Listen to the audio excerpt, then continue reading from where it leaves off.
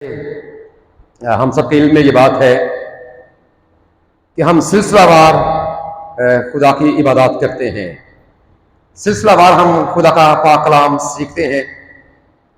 लेकिन जब कभी इस दौरान कोई ख़ास इवेंट आ जाता है या कोई ख़ास ऐसा मौका होता है तो फिर हम अपने उस सिलसिले को एक तरफ रख कर हम फिर उस वाक़े के हवाले से या उस इवेंट के हवाले से या फिर उस दिन के हवाले से हम खुदा के पाक कलाम को सीखते हैं। जिस तरह हमने पिछले दिनों पहले मदर्स डे के हवाले से पाक कलाम को सीखा।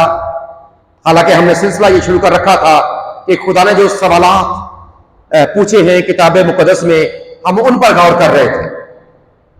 उसके बाद फिर हमें इस बात का भी इल्म है कि हमने एक और बारे में खुदा का कलाम सीखा था। याद है किसी को? कौन सा दिन था? Father's day. कौन सा दिन? Father's day. और जब हम इस तरह खुदा का पाक कलाम सीखते हैं, चूंकि हमारे जब मुआशरे में ऐसे मामलात होते हैं, इश्यूज होते हैं और लोगों के जहनों में भी वही बात होती है, तो जब हम उसी बात को लेकर खुदा के पाक कलाम की रोशनी में सीखते हैं, क्योंकि इस बात को हमेशा याद रखें कि खुदा का पाक कलाम जिंदगी के हर कदम के लिए और जिंदगी के हर मोड़ के लिए और जिंदगी के हर मौके के लिए हर कदम पर खुदा का पाक कलाम आपकी रहनुमाई करता है। लेकिन शर्त यह है कि आप उस पर गौर करें। क्या करें? जिस पर उस पर गौर करें। और आज हम एक और इवेंट पर गौर करने जा रहे हैं और इसका ताल्लुक पैदाइश की किताब का 4वां बाब उसकी 13वीं आयत के साथ है। क्यों? पूरे बाब में हमें यही बयान मिलता। फादर डे के हवाले से बहुत से लोग जानते हैं, मदर्स डे के हवाले से भी बहुत से लोग जानते हैं और आपको इनकी तारीखों का भी इल्म है, याद होता है कि कौन सा दिन कब है। और इसके अलावा हमने इस बात को खुदा के पाक कलाम की रोशनी में सीखा था कि खानदानी निजाम में या खानदानी मामलात में 4 रिश्ते बुनियादी हैं जिनसे मिलकर एक खानदान बनता। सबसे पहला खानदान का सरबराह बाप और उसके बाद बोले मां। फिर उसके बाद मैंने आपको बताया था 4 रिश्ते। ये बात याद रखें, बड़े अहम हैं खानदानी मामलात में। सबसे पहला बाप है, उसके बाद मां है, फिर उसके बाद बेटा है, फिर उसके बाद बेटी है। और जब हम इसी बात को पुराने अहदनामे में सीखने की कोशिश करते हैं तो इसके लिए जो लफ्ज आपको नजर आता है, आपने सीखा है पहले मेरे ख्याल में, आपको याद होगा, 2 हिज्जों से मिलकर यह बनता है। इब्रानी जुबान के 2 हिज्जों से मिलकर बाप, अलिफ और बेट। अब जो दूसरा मां के लिए जो लफ्ज इस्तेमाल होता है, ये भी 2 हिज्जे हैं। अलिफ है और इसके साथ मीम है, एम। फिर जब हम बेटे की बात करते हैं, इसके हवाले से हमने सीखा था कि इसके लिए लफ्ज इस्तेमाल होता है बेन। जब हम बेटी की बात करते हैं, इसके हवाले से लफ्ज इस्तेमाल होता है बा।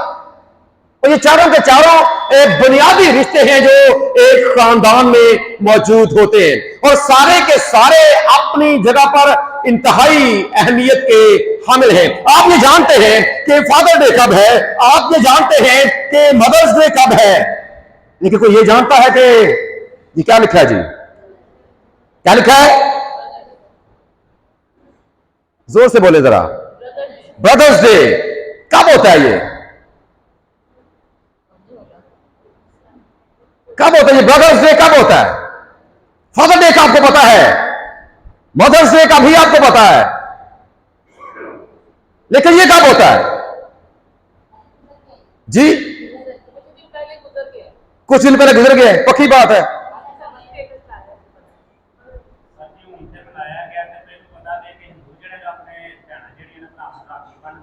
रक्षाबंधन जो सब बात कर रहे हैं, ये रक्षाबंधन की बात कर रहे हैं, ये तो चले हमने चूंकि देखा है, ड्रामों में देखा है, फिल्मों में देखा है, लेकिन ये जो दिन है ये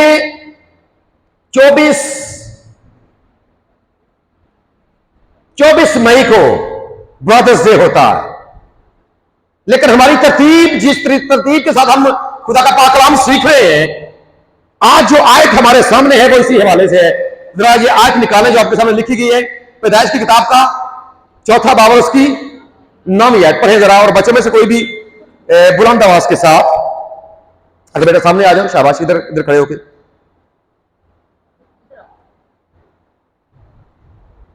सुनो जी पाक कलाम में क्या लिखा है। पैदाइश की किताब है, उसका 4 बाब है, उसकी 9वीं आयत है।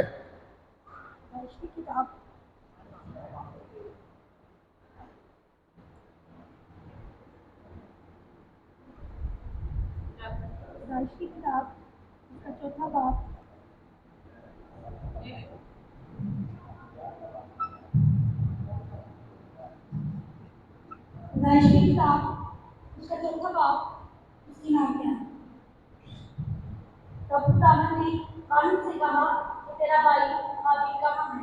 उसने कहा, मुझे मालूम नहीं। क्या मैं अपने भाई का मुहाफिज हूँ? खुदावन के कलाम को पढ़े तो समझ आना। आमीन, खुदा का शुक्र। थैंक यू बेटा जी। खुदा ने किससे सवाल किया जी? किससे पूछा खुदा ने? कायन से पूछा। क्या है? तेरा भाई हाबिल कहां है? एक बड़ी अहम बात है जो आज हमारे सामने। बेशक आज ब्रदर्स डे नहीं है, तो भी इस रिश्ते को लेकर खुदा के पाक कलाम की रोशनी में आज हम सीखेंगे कि खुदा ने क्यों कायन से यह पूछा कि तेरा भाई हाबिल कहां है। थोड़ी देर के लिए जरा अपने आप को पीछे लेकर जाएं। खुदा ने आदम से पूछा था कि तू कहां है? जवाब क्या मिला था हमने सीखा है। खुदा ने हव्वा से पूछा कि तूने ये क्या किया? जवाब क्या मिला? हमने इस बात को सीखा है। और उन दोनों ने अपना अपना गुनाह मानने से इनकार कर दिया था। आदम से पूछा गया तो कहा, जो औरत तूने मुझे दी है इसी ने मुझे दिया और मैंने खा लिया। औरत से पूछा तूने क्या किया? औरत ने कहा, सांप ने मुझे बहकाया और मैंने खा लिया। और इनडायरेक्ट दोनों ने इल्जाम दरअसल खुदा पर लगा दिया कि ना खुदा औरत देता, ना वो देती और ना वो खाता। हवा ने भी ऐसा किया कि ना खुदा सांप बनाता, ना सांप बहकाता और ना हवा खाती। और ये भी उन्हीं का बेटा है और वो भी पैदा उठा। 4 बाब का आगाज वैसे बड़ा खूबसूरत है। सजा मिलने के बाद दोनों साहबे औलाद बनते हैं, आदम और हवा। और खुदा ने कायन की सूरत में बेटा दिया। फिर उसके बाद उसका भाई लिखा के पाक कलाम में, फिर उसका भाई पैदा हुआ। अब कायन किसान है और हाबिल क्या है? हाबिल चरवाहा है। लेकिन ऐसा नहीं है कि पैदा पाया। बाइबल में तो बिल्कुल उस आयत के साथ अगली आयत में यह लिख दिया गया कि इधर वो पैदा होते हैं, अगली आयत में लिखा है कि एक किसान बन गया और एक चरवाहा बन गया। लेकिन ऐसा नहीं है। जाहिर सी बात है, दरमियान में वक्फा, एक अरसा है, कुछ साल है। कुछ सालों के बाद वो किसान बना है और कुछ सालों के बाद उसका भाई हाबिल जो है वो चरवाहा बना। अब जरा उस माहौल को देखें कि दोनों भाइयों ने अपनी जिम्मेदारियों को अपने कंधों के ऊपर उठा लिया। कायन की यह जिम्मेदारी है कि वो अनाज के मामले में मेहनत करे, खेती बाड़ी करे, और वो ये काम कर रहा है। हाबिल की यह जिम्मेदारी है कि वो जो खानदान की भेड़ बकरियां हैं वो उनको चराए। बेटे और बेटियां यहां पर और भी हैं लेकिन उनका जिक्र नहीं। दोनों ने अब अपनी अपनी जिम्मेदारियों को अपने कंधों के ऊपर ले लिया। अब इन जिम्मेदारियों के साथ साथ उनकी एक और जिम्मेदारी यह भी है। बताओ, इंसान कायन की जिम्मेदारी यह है कि वो खेती बाड़ी करे। हाबिल की जिम्मेदारी यह है कि वो भेड़ बकरियां चराए, माल डंगर की रखवाली करे। लेकिन इसके साथ साथ यकीनन उनके बाप और मां की तरफ से उनको खुदा के बारे में भी सिखाया गया है। कि हमारा पैदा करने वाला एक खुदा भी है, और वो खुदा हमने उसकी इबादत भी करनी। अब ये दोनों भाई जब कायन और हाबिल ये खुदा की इबादत के लिए आए, अब जब इबादत के लिए आए हैं, अब इबादत का एक इंतहाई अहम हिस्सा हदिया नजराना पेश करना भी है। लेकिन मामला यहां पर क्या है कि हाबिल का जो नजराना है मकबूल ठहर गया, और कायन और उसके नजराने को खुदा ने क्या कर दिया? रद्द कर दिया। अब ये वो बात है जो बुनियाद बनी है इस रिश्ते के दरमियान दरार डालने के लिए। एक ऐसा मामला जो खुदा का मामला, एक ऐसा मामला जो मजहबी मामला है, खानदानी मामला यहां पर बिगड़े नहीं है। बाइबल नहीं बताती कि उनकी आपस में कोई लड़ाई हुई है, बाइबल नहीं बताती कि हिस्से का कोई मामला है, बाइबल नहीं बताती कि घर में कोई तकसीम का मामला है, बाइबल नहीं बताती कि जायदाद की तकसीम का मामला है, बाइबल नहीं बताती कि माल डंगर का कोई मामला है, बाइबल नहीं बताती कि सोना चांदी का मामला है, बाइबल नहीं बताती कि शर्फियों का मामला है, बाइबल नहीं बताती कोई और मामला है। बाइबल ये खुलकर बयान करती है कि उनके दरमियान इख्तिलाफ की वजह जो चीज बनी वो ये थी कि कायन को खुदा ने मंजूर कर लिया, ना मंजूर किया, और हाबिल को खुदा ने मंजूर कर लिया। ये मजहबी मामला है जो उनके दरमियान इख्तिलाफ का सबब बन गया। कायन अपने दिल में हसद करने लगा कि मुझे खुदा ने रिजेक्ट और मेरे भाई को खुदा ने एक्सेप्ट अगर किया है तो क्यों किया? खुदा ने क्यों ऐसा किया? और चूंकि ये मामला खुदा का है, पूछना भी किससे चाहिए था? किससे पूछना चाहिए था?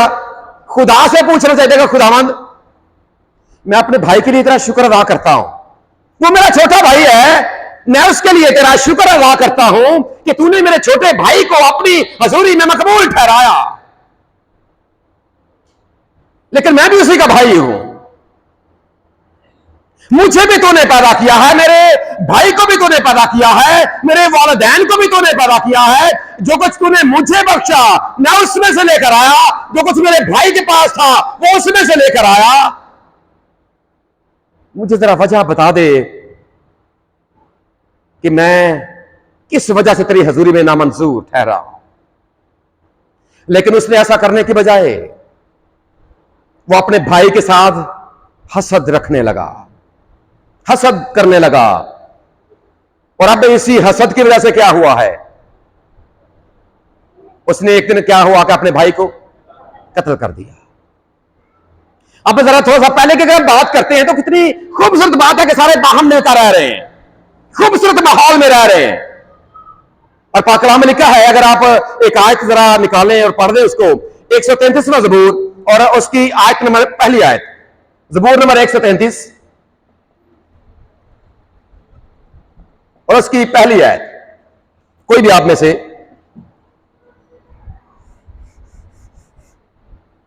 क्योंकि सारे बाहम मिलकर रह रहे हैं। शाबाश, पढ़ें जी, क्या लिखा है?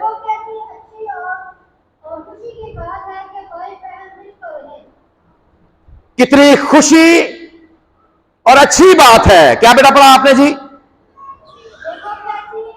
कैसी अच्छी और खुशी की बात है कि क्या हो भाई, भाई बाहम मिलकर रहे। अब पहले मिलकर रह रहे हैं तो इसका मतलब यह है कि खुशी की बात भी है और अच्छी बात भी है।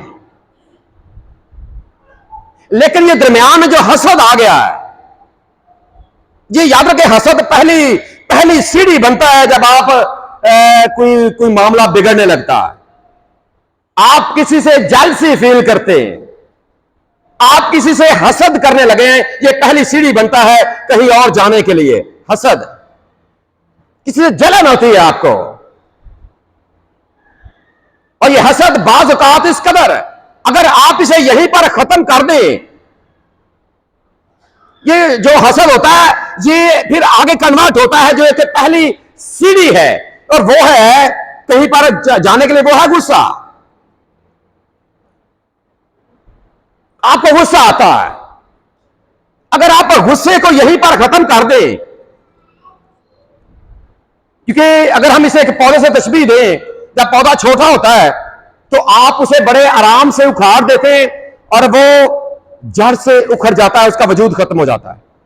तो जैसे होता है जब पौधा छोटा होता है तो आप उसे अगर उखाड़ेंगे तो वो जड़ से खत्म हो जाएगा, जल्दी खत्म हो जाएगा, उसका वजूद खत्म हो जाएगा। लेकिन अगर आप उसे रहने देते हैं और वो बढ़ता रहता है तो फिर उसे खत्म करने के लिए आपको बड़ी तकदौ करनी पड़ती, और अक्सर वक्त फिर भी उसकी जड़ें रह जाती हैं और वो फिर दोबारा से उग पड़ता है। अब ये गुस्सा बुनियाद बन गया है, हसद बुनियाद बना है, गुस्से में तब्दील हुआ है। गुस्से के बाद अगर आप गुस्से को खत्म नहीं करते तो गुस्से के बाद आपके अंदर एक और जज्बा पैदा हो जाता है, और वो है नफरत। क्या है जी? वो आपका गुस्सा नफरत में तब्दील हो जाता है। और पाकलाम याद है कि ये इब्तदाई चूंकि स्टेज है, हम इंसान है और ऐसा हो जाता है, इंसान को गुस्सा आ जाता है, गुस्से तक कोई बात नहीं है।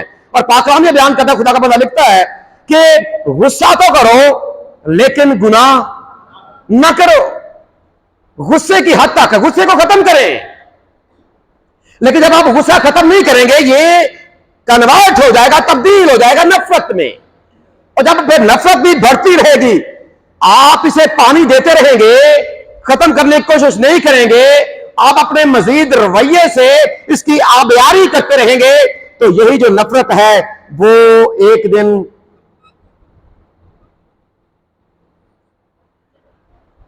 कहर में तब्दील हो जाएगी। हाँ, कायन और हाबिल के मामले में भी यही हुआ। दोनों सगे भाई हैं, एक ही बाप है, एक ही मां है,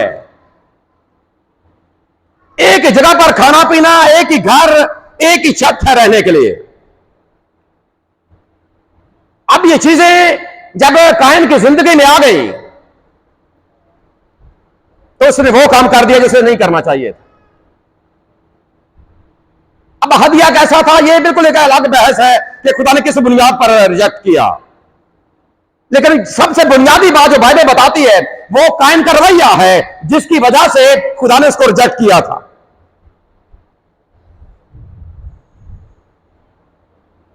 क्यों ऐसा हुआ? एक ऐसा रिश्ता, और इससे फिर जब ये सारा काम हो गया और यही कहर जब खत्म ना किया गया, खत्म चुके जब कहर ढा दिया गया, तो ये कत्ल की सूरत में रूनमा हुआ, एक जान ले ली गई।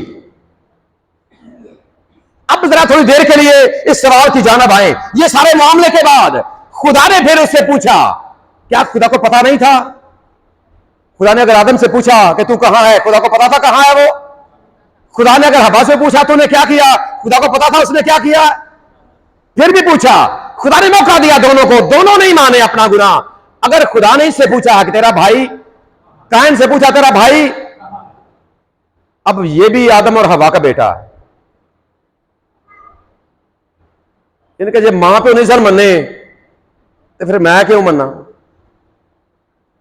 जब खुदा ने पूछा कि तेरा भाई कहां है, और इसने कहा कि क्या मैं अपने भाई का मुहाफिज हूं। और याद है कि इंग्लिश में, इंग्लिश मुआशरे में एक मुहावरा भी डेवलप हो चुका है इसी बात को लेकर। जब कोई शख्स अपनी जिम्मेदारी नहीं लेता या कबूल नहीं करता तो यह मुहावरा वो अदा करता है कि क्या मैं अपने भाई का मुहाफिज हूं। एम आई माई ब्रदर्स कीपर, क्या मैं अपने भाई का मुहाफिज हूं। जब आप अपनी किसी जिम्मेदारी से इनकार कर देते, अगर देखा जाए तो बड़ा भाई होने के नाते से यह मुहाफिज था अपने भाई का। और भाई होता कौन है? आपको पता है भाई कौन होता है? भाई कौन होता है? हमने जब उन चारों रिश्तों के बारे में जो पहले हमने यहां पर लिखे, हमने उन रिश्तों के बारे में सीखा था कि सबसे पहला रिश्ता बाप का है। और आप में से किसी ने भी अपने बाप का इंतखाब खुद नहीं किया, तो किया जी? किसी ने भी अपने बाप का इंतखाब खुद, मां का इंतखाब किसने किया है जी? किसी ने नहीं किया। और फिर उसके बाद जब बेटे की बारी आती है या भाई की बारी आती है, जहां पर एक जगह पर वो बेटा भी है, एक जगह पर वो भाई है, तो अपने भाई का इंतखाब किसने किया था? अगर आप में से हर किसी से पूछा जाए कि भाई आप में से किसने अपने भाई का इंतखाब खुद किया, अलनासर यहां पर बड़े भाई की बैठे हैं, यहां पर छोटे भाई कैसर साहब भी यहां पर मौजूद हैं। अच्छा जरा ये बताएं, आपने खुदा को कितने पैसे भेजे थे कि ये कैसर मेरा भाई होना चाहिए था? कुछ भी नहीं दिया। इसका मतलब क्या है कि ये मर्जी किसकी है कि नासर का छोटा भाई कौन होगा? कैसर। और ये किसने किया जी? किसने किया?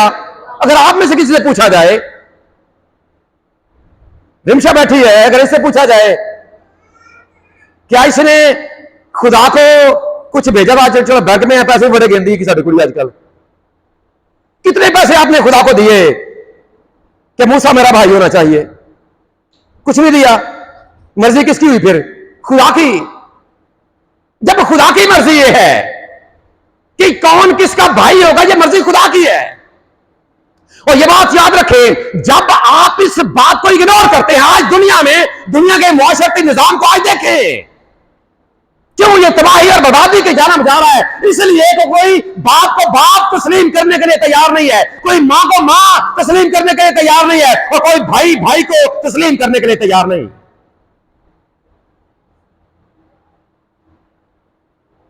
जब हम कहते ये हैं कि हम खुदा के लोग हैं, वो खुदा हमारा खालिक और मालिक है, और जब उसी खुदा ने एक भाई आपको दिया है, एक है, दो है, चार है, 10 है, ये भी अलग मामला है। और हमारे मुआशरे की ये एक बड़ी बुनियादी सी बात है और बड़ी खतरनाक बात भी है कि जो सगे होते हैं उनको छोड़कर बाहर हम रिश्ते निभाने बड़े जानते हैं। बाहर रिश्ते निभाना, देखें, वो इंतखाब हमारा अपना होता है, ये बात याद रखें। बेशक वो बड़े अच्छे होंगे, इसमें कोई शक नहीं, दुनिया में इंसान बड़े बड़े अच्छे, लेकिन खुदा का निजाम ये है कि जो खुदा ने, देखिए, बाहर आपने कोई सलाम दुआ रखी है, वो आपका इंतखाब है कि आपका दोस्त कौन है। आपने मुझसे भाई बना लिया है, बहन बना लिया, अलग बात है, लेकिन खुदा ने आपको जो भाई दिया है वो कहां पर है? यहां पर सवाल यह है कि तेरा भाई हाबिल, यहां पर कोई और नाम नहीं, कायम से खुदा मुखातिब है, तेरा भाई हाबिल जो मैंने तुझे दिया,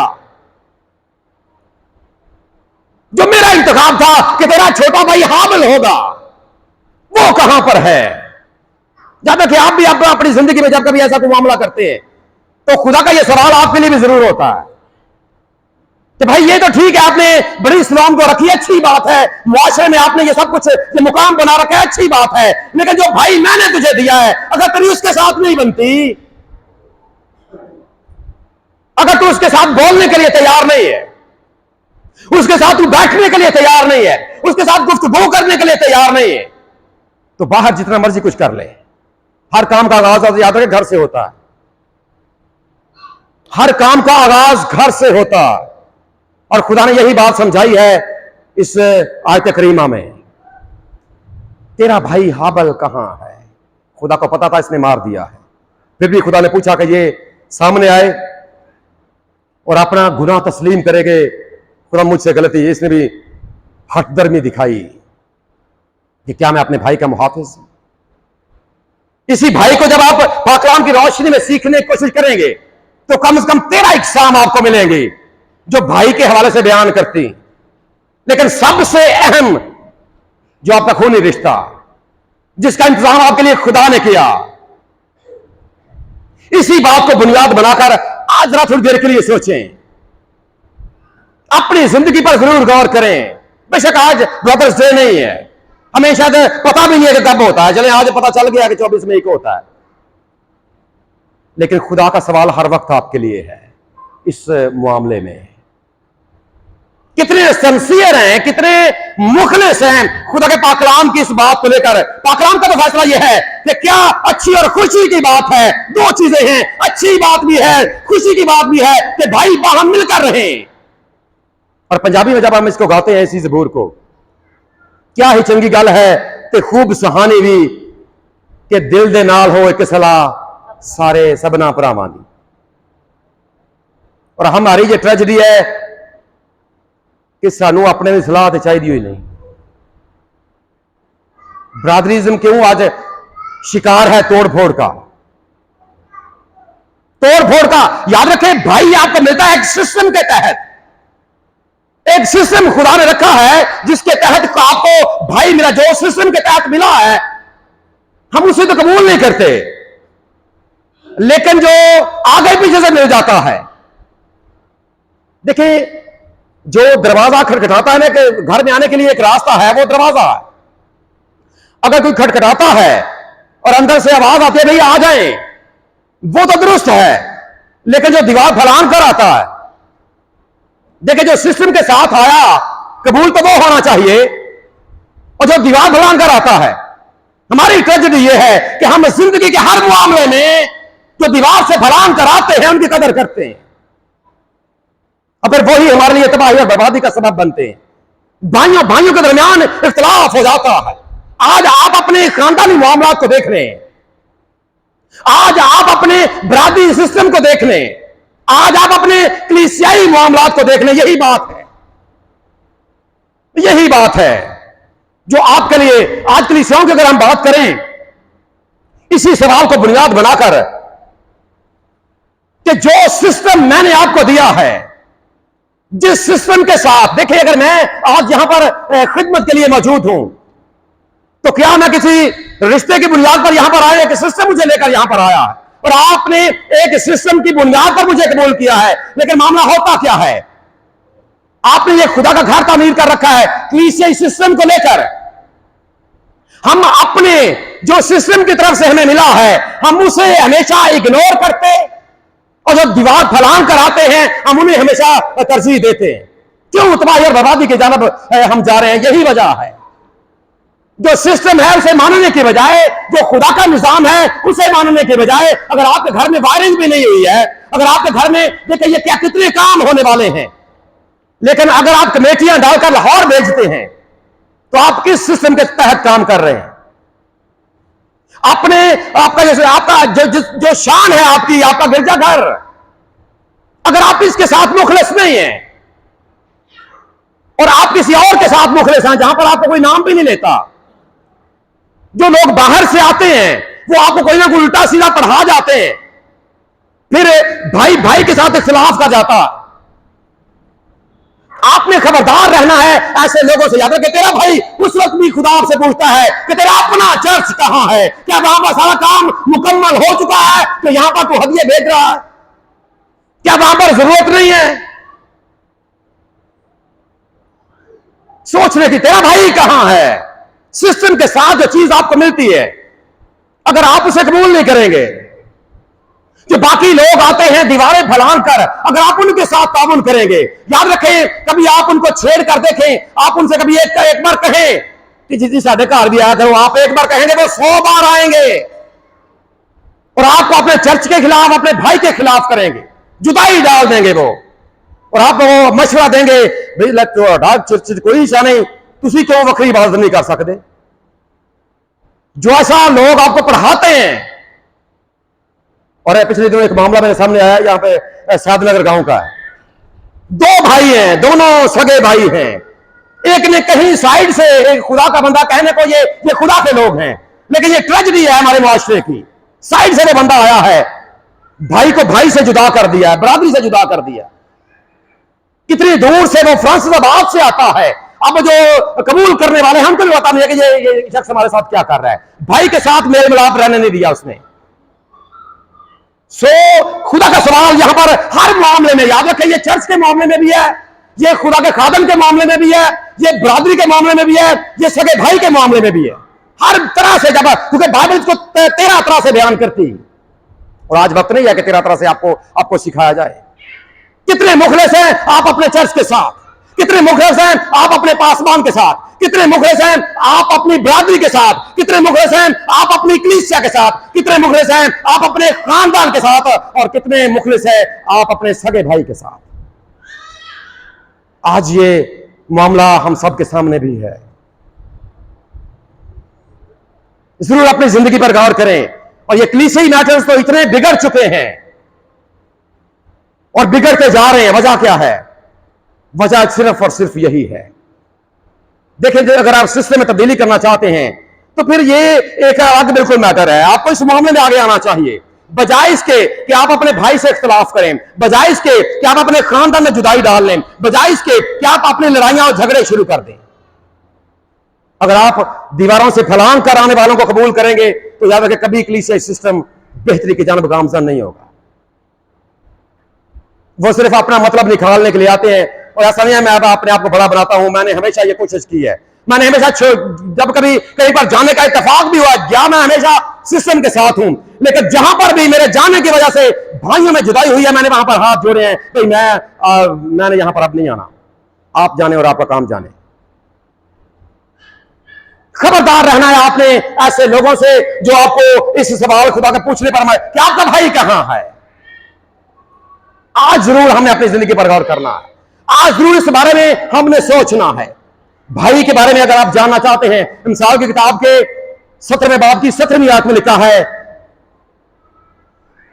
कि भाई को खुदा ने मुसीबत के दिन के लिए, कभी इस आयत को पढ़ें, अभी पढ़ ले बेशक, भाई को खुदा ने मुसीबत के दिन के लिए पैदा किया है। और अगर एक भाई दूसरे भाई के लिए खुद मुसीबत बन जाता है, क्यों बन जाता है? इसलिए कि हम उस निजाम को कबूल नहीं करें जो हमारे खुदा ने हमारी जिंदगी में रखा।